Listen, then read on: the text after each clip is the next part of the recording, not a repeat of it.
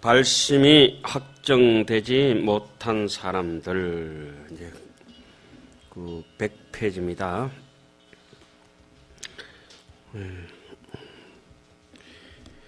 약유 중생이 성건미소하고 구원 이대로 번뇌심후하면 수치 어불하여 역덕 공양이나 연기 인천 종자하며 혹기 이성 종자하니라.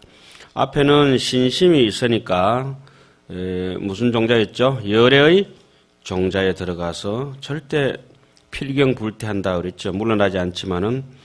근데 이 십신의 10가지 발심을 하기 전에는 아까도 말씀드렸다시피 저 뭐 공중에 왔다리 갔다리 하는 풍선 같아가지고 흔들리는 그 민들레 홀씨 같아가지고 대성을 수행하고 아주 마음에 큰 마음을 닦고 그렇게 살아간다고 하지만은 경고하지 못해가지고 그 생멸법에 대해서 굉장히 두려움이 많고 마음이 이제 조바심을 많이 내죠. 그래서 이 본래 없다는 쪽으로 이무소독고 쪽으로 자기를 갖다 붙이면은 심무가예 무가예 무유 공포 원리 전도 몽상 이렇게 이제 반야신경에는 얘기해놨죠.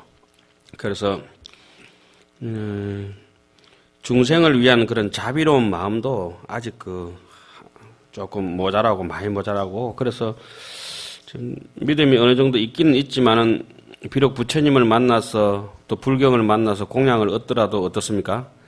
인천의 종자 겨우 이제 복지 가지고 조금 좋은데 이렇게 태어나는 정도 내지는 자기의 식견만 조금 열어가지고 그저 유해열만에 들어가고 그저 자가당착에 빠져가지고 자기의 이제 깜냥껏 그 소송도를 대성으로 가고 싶기는 가고 싶지만은 가지를 못하고 널리 일체 중생을 구제하지 못하고 자기만 이제 소견 열고 가는 것이죠. 보살 정신이라고 하는 거는 대성 보살 정신이 이렇죠. 내가 지금 열반에 들 수 있는 충분한 그 선정과 지혜의 힘을 가지고 있음에도 불구하고 열반을 취하지 아니하고 간센보살님처럼 일체 중생이 사바세계의 모든 중생이 성불할 때까지 나는 성불을 유예한다. 지장보살 같은 경우는 일체 중생이 모두 다 그 지옥 중생들이 모두 다 성불할 때까지 텅 비기 전까지 나도 성불을 유예한다. 이렇게 그런 마음을 내시는 분들을 보살 정신이라고 이렇게 하죠. 특히 대성 보살 정신은 그런 데 있는 것이죠. 자리적인 입장에서는 경지가 비슷하다 하더라도 이타적인 입장에서 발고열악 남의 괴로움을 뽑아주지는 못하고 자기 혼자 이제 그냥 윈드서핑 하는 식으로 자기 혼자 그저 부터 타기도 겨우 파도에 안 빠지는 건 괜찮은데 남을 구제할 수는 없죠. 간센보살님 같은 말 비유한다면 항공모함 같다고나 할까요? 그러니까 뭐 자기 혼자 자전거 타고 쫄쫄 댕기면 성문, 오토바이 타고 댕기면은 영각. 성룡차 좀 봐줄까요? 그럼 이제 KTX 타고 다니면은 대성보살이라 할 수 있겠죠. 그럼 여러 사람을 이제 건지고 그 밑에 나오죠. 설유 구후 대성자라도 건적 부정하야 혹진 혹태니라. 설령 대성법을 구하는 마음이 꿀떡같이 있는데 건기가 결정되지 못했다. 근기가 결정되지 못했다는 이런 말씀은 믿음의 뿌리가 발결정심이라고 아까 말씀드렸죠. 신성치 발심이 되지 못해가지고 어떤 사람은 재수 좋아서 좀면 나가기도 하지만은 곧 그냥 포기합니다. 항심을 가지기가 참 힘들죠. 호규 공양 재불호대 미경 일만급이라도 어중에 우연하야 여규 발심하나니라. 혹은 모든 부처님께 공양을 드리되 1만급을 지나지 아니하더라도 그 가운데서 우연찮게 또 인연을 만나가지고 또한 발심하는 기도 한다. 이래놨어요. 조금 모자란 사람도 있고, 조금 잘난 사람도 있고, 제일 뒤에 가서는 또 이제 모자란 사람도, 완전히 모자란 사람도 얘기 나오죠. 소위 견불 색상하야 이발 기심하며 혹인 고향 중성하야 이발 기심하며 혹인 이성지인이 교령 발심하야 호각타 발심하나니라. 이른바 부처님의 그런 육체적인 모습, 색상, 32상 80종의 거룩한 모습을 보고 그 마음을 발해가지고 뭐 다보탑 보고 마음을 바라든지 또 하안경 보고 뭐 바라든지 또 어떤 데는 대중스님들께 공양함을 인해서 그 마음을 바라고 또 혹은 이성인이 성문영각에 가르쳐 줌을 해가지고 교리를 잘 파악해서 발심하기도 하고 원리를 파악해서 혹은 다른 사람의 발심을 누가 발심했기 때문에 나도 걸음지고 장악하더라도 장악하는 수도 있죠. 발심을 배우기도 한다. 저 같은 경우가 전형적으로 이렇게 발심하는 사람들이죠. 발심인지 뭔지 출가했는데 출가를 안 해야 될 건데 저하고 친하게 지내던 친구가 수독사로 출가를 해버렸어요. 그래서 뭐 저도 오게 된 거죠. 참 기가 찰 일이죠. 지금 생각해보면. 참 기가 찰 일이요. 그 다음에 여시등 발심은 실계 부정일세 우악인연인된 호편태실하야 타 이성지인이라. 이와 같은 등의 발심은 모두 다 확정적인 것이 결정된 것이 아니기 때문에 조금 악연을 만나게 되면은 문득 물러나고 잃어버리고 이성의 지위에 떨어지기도 한다. 이래서 절에서는 처음 오면은 보조국사 진울 스님의 글을 늘 가르치지 않습니까? 부초심지는 수원리 아구하야 친근현선하야 수옥에 식계 등하야 선지지범 개찬이라. 이런 게 이제 절에 오면은 딱 그거부터 가르치죠. 싹이 이제 처음에 살짝 돋아나려고 하는데 그 인연을 환경이 햇볕도 적당해야 되고 물과 공기가 적당해야 삭을 딱 피울 수 있을 건데 삭이 싹 돋아나오는데 뭐 갑자기 추워버리든지 갑자기 아주 더워버리든지 뭐 가물어 버리든지 하면 삭이 말라버리죠. 그런 걸 알묘라고 하죠. 알묘. 삭이 나는 걸 갖다 뽑아본다든지 밟아 꺾어보는 거. 자기 자신 속에서 이 신심의 삭이 돋아나올 때 어떻게든지 착하게 그게 이렇게 바람막이를 하든지 자기가 결국은 견뎌내야 되는 일이지 않습니까? 그저 이게 메마른 이 귀신론 있는 책보다 이게 아주 이성적이고 메마른 책이죠. 좀 말은 쇠막대기 같이 이래가지고 피도 한 방울 안 통할 것 같은 그런 책이지 않습니까? 완전 심리해부학 책, 철저한 심리해부학 책. 그런데 이런 걸 보고 이제 여기서 그 발심을 한다면은 뭐라 합니까? 돌장성이 아기를 넘다 합니까? 뭐라 합니까? 그런 식으로 뭔가 이제 웃음꽃이 돌장성이 웃겠죠. 이런 걸 보고 이제 우리가 발심을 한다니까 좀 신기하기는 신기합니다. 수행이 성취된 발심을 밝힌다. 수행이 성취된 발심. 이제 거기서는 아까 말씀드렸듯이 직심과 심심과 대비심. 요거는 무조건 외우도록 하셔야 됩니다. 사람이 믿음이 완전히 성취되고 발심한 사람은 정직합니다. 이 정직한 것은 심심은 자리입니다. 대비심은 이타입니다. 자리, 이타가 확실합니다. 그것은 자리, 이타가 기본은 일단 왜곡된 마음이 없는 정직심에서 그 뿌리가 됩니다.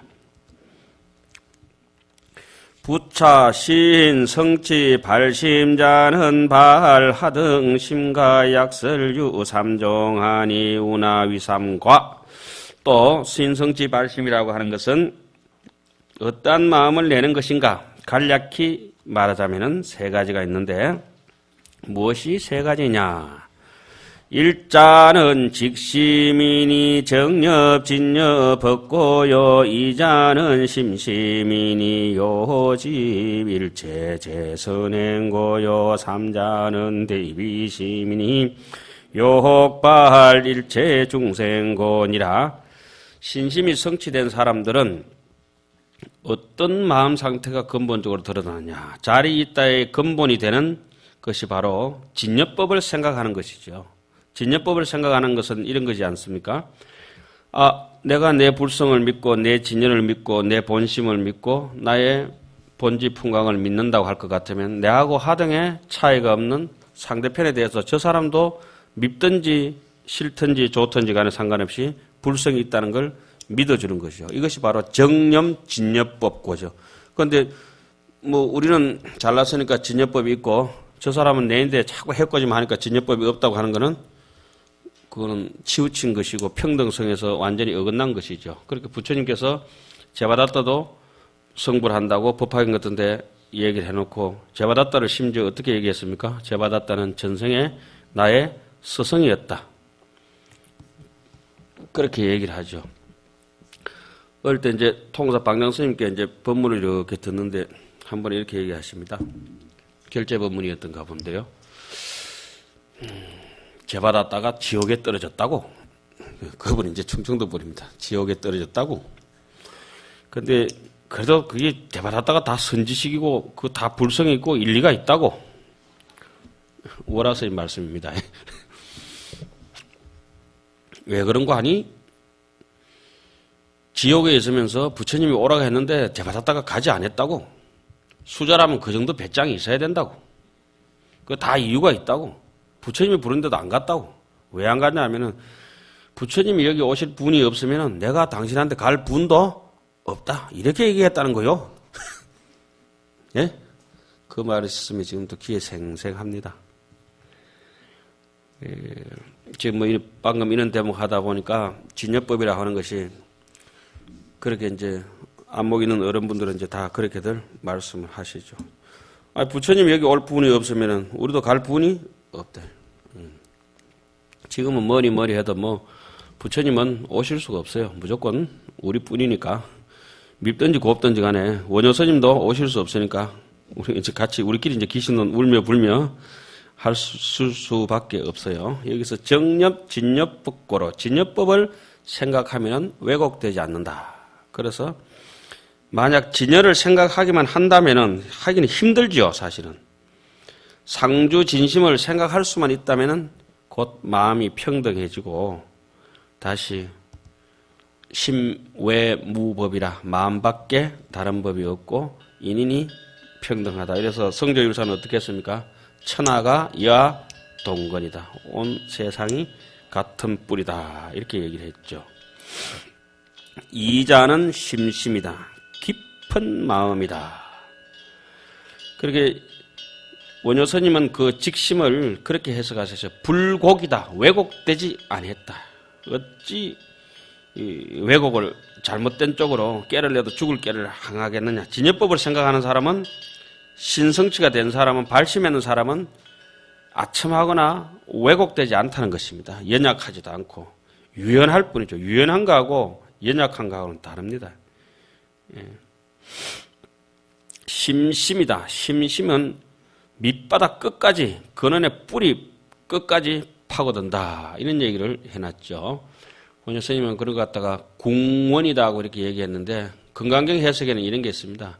코끼리가 저 깊은 바다를 건너갈 때 헤엄쳐서 건너가는 것이 아니라 또 물 위를 건너가는 것이 아니라 그런 거는 대단한 일이 못 되죠. 헤엄치든지 물 위로 걸어가는 건 대단한 일이 못 되고 저 깊은 바다의 바닥 끝까지 저벅저벅 밟고 건너간다. 그런데 그런 게 안 되는 사람 바다에 빠져 죽습니다. 그런데 코끼리는 그런 코끼리가 있을란가 없을란가 모르지만 아주 대용맹심 자비심을 가진 사람은 업의 바다에 파도에 헤엄치거나 일렁거리지 않고 바다에 그 깊은 바다의 밑바닥 끝까지 밟고 간다고 하는 얘기를 금강경 해석해낭 보고 오가에 보면 이제 깜짝깜짝 놀랐죠. 참, 옛날 사람들이 그렇게 깊은 마음으로 일체 선행을 모으기를 좋아하는 까닭이다. 여기서 깊은 마음이라고 하는 것은 아까도 말씀드렸다시피 자기 자신에게 이로운 일을 무조건 합니다. 자리, 그러니까 선행 모으기를 좋아하고 스스로 즐기고 이렇게 하니까 자연적으로 남을 위한 대비심이 저절로 그 뒤에 따라오죠. 세 번째는 대비심이니 대비심이라고 하는 것은 중국의 이제 절에 같은 데 가면 꼭 그 지붕 위에 서는 게 보타나카사이라든지 뭐 이런 데 가보면 일어났죠. 자항, 보도, 자비로운 백길로, 보도, 널리 중생을 제도한다. 이런데 이게 대비심이라고 하는 거는 그 보제라고 합니다. 보제, 넓을 보자에 구할 제자, 널리 구제한다. 참 원효스님이 그런 거 보면은 해석을 정말 잘 해놓으셨죠. 보제, 널리 구제한다.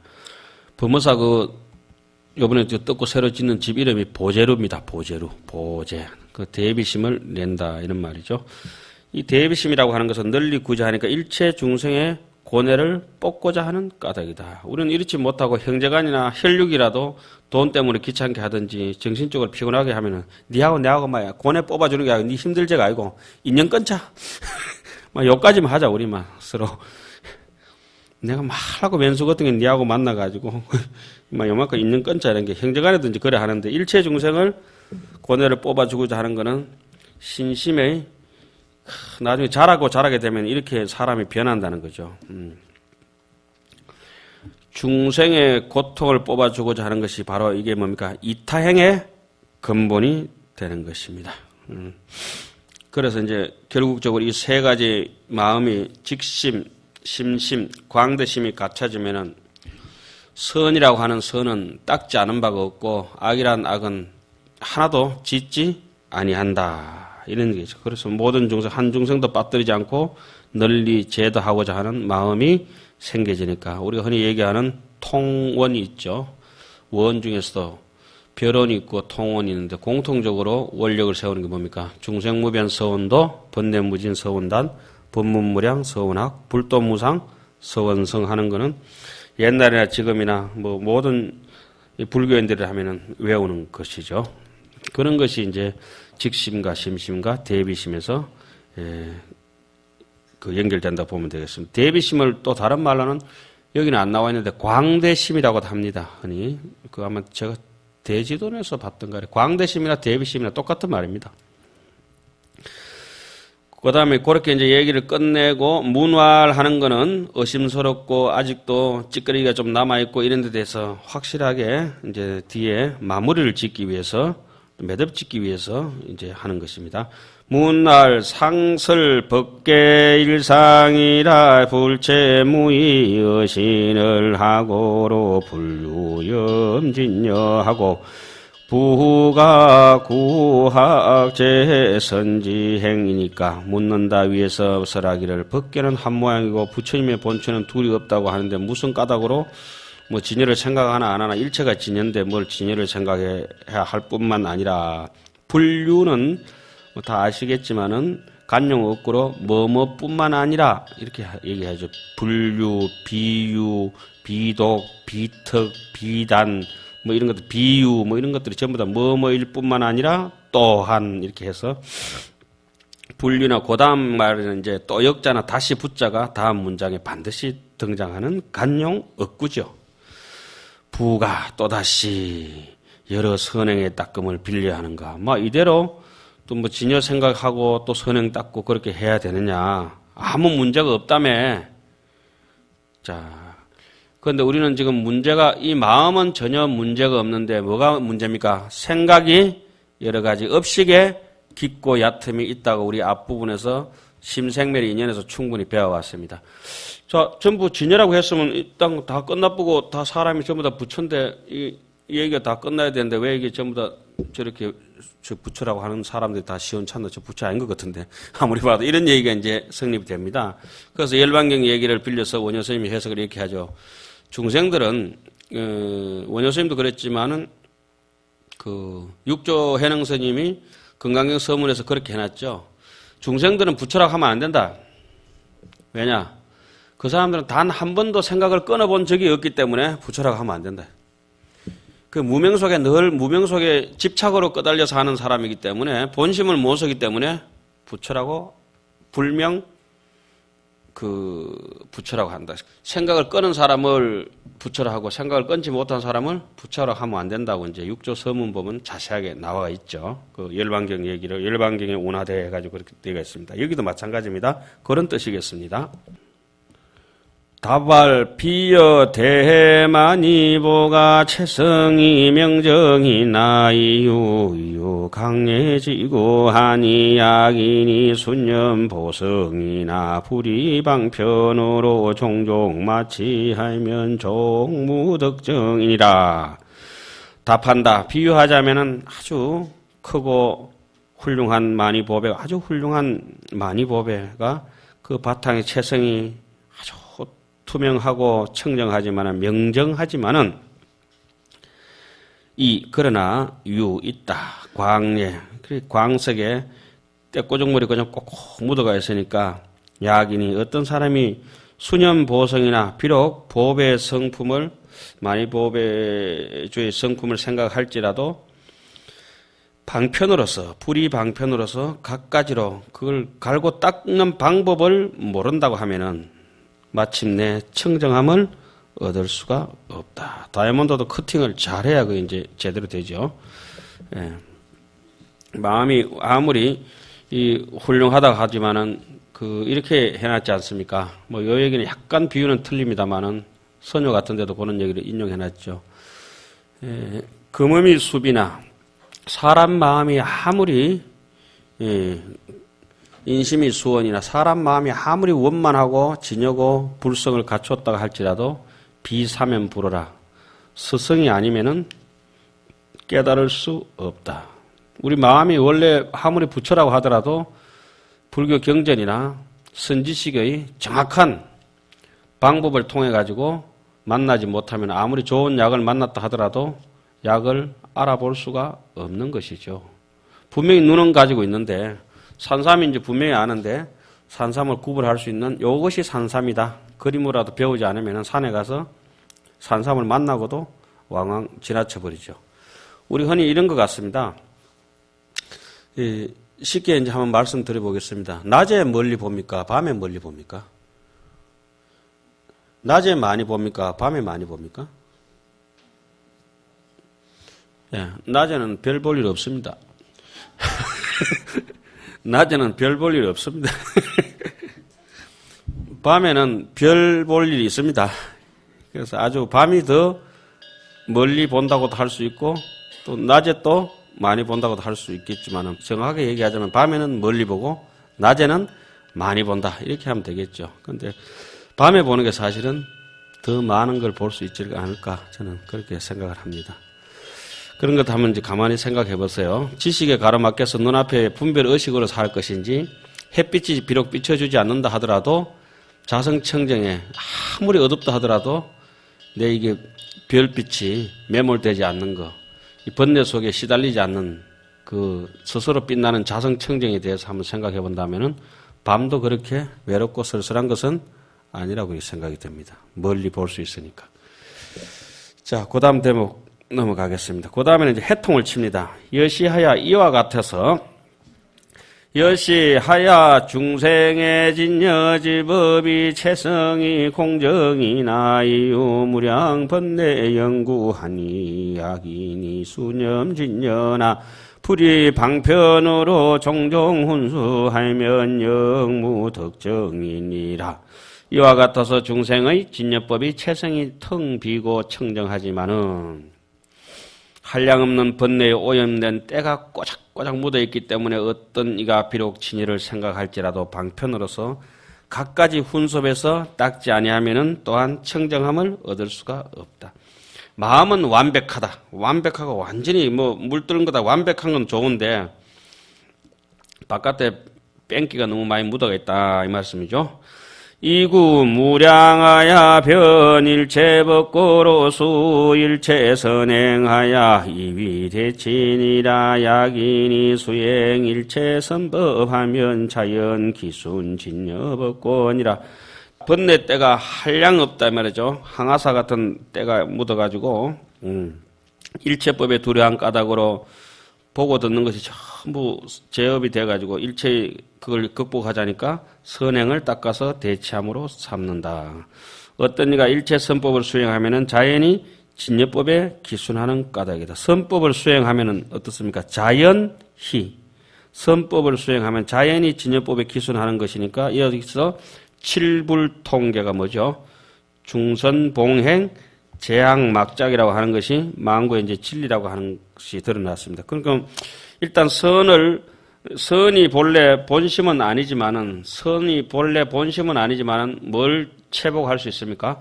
악한 마음을 채복할 수 있는 까닭에 선을 억지로 행하고 나중에 행하는 법 없이 행하고 그러다 보면 이제 자연히 무생법인을 정득해서 본심적으로 가닿는다 이런 말씀입니다. 여기까지가 직답을 했는 것이고 그 다음에 이제 거듭 다시 한 번 더 이제 중답을 하고 있습니다. 예, 거듭 다시 이제 밝히는 대목이죠. 요까지는 이제 직접 그냥 답을 했습니다. 그 다음에 약설 방편하면유 사종하니 우나위사오 일자는 행근본 방편이니 위관일체법이 자성무생하야 이어망견하야 부주생사하며 관일체법이 인연합이라 억가부실하야 기어대비하야 수체복덕하며 서파중생하고 부주열반하나니 이수순법성의 무주곤이라.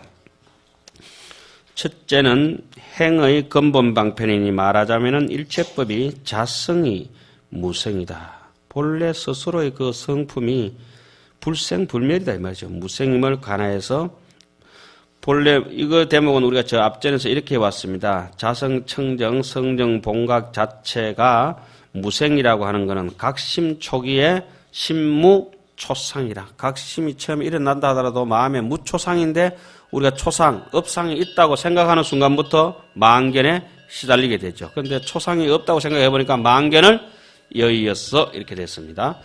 망견을 여의고 나니까 그거 망신분별이 일어나면 뭐가 돋아납니까? 망경계 현상에 돋아나서 망경계 현상에 집착하고 애착하고 거기에 따라가지고 울고불고 사는 것이 바로 생사 아닙니까? 생멸법.